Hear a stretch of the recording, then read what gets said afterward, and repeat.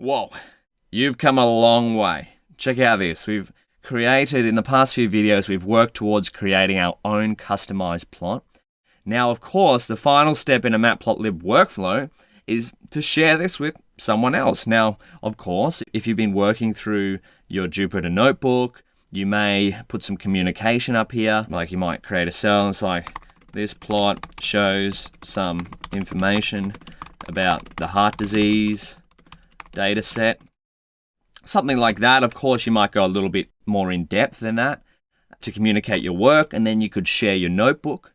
But what if you didn't want to share a notebook, you're doing like a presentation where you can't really just run through all the code and show someone what you've done? So what you may need to do is just export your figure. Now, probably the easiest way to do this, and it's the way I've done it in the past, is just to save the image as.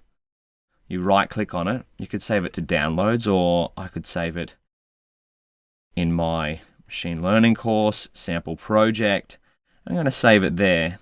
I'm going to go heart disease analysis plot. And let's see what happens. It's going to be a format as a PNG image. We'll click save. So that's going to download it. But then if we go back to here, we can see here, we've got heart disease analysis plot.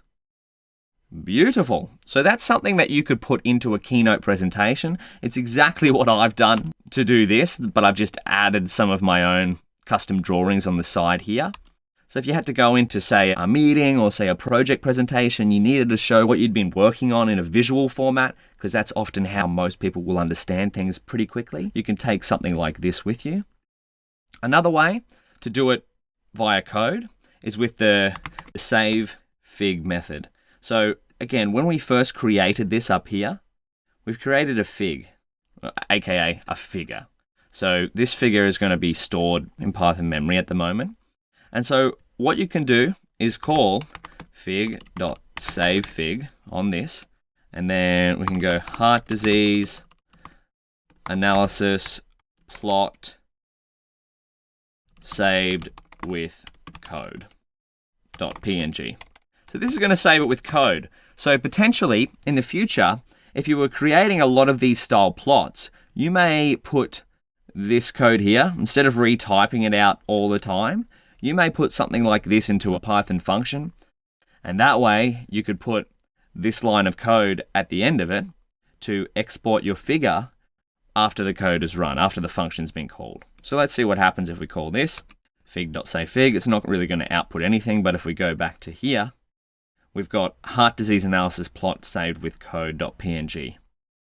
Beautiful. And that is the default style. So if you export it with save fig, I believe PNG is the default style. So yeah, save the current figure. All right. So I think a congratulations is in order.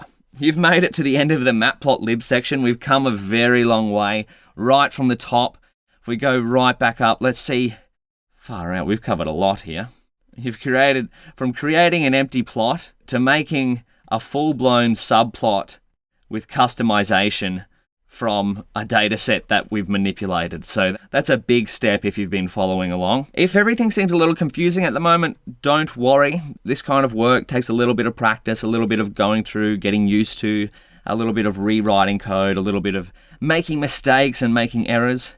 But don't forget, the best way to learn is to play around and practice on your own. As a start, maybe you could make a data frame with a NumPy array and then start creating some plots of your own and just get as creative as you can, right? Try a different style, try different data.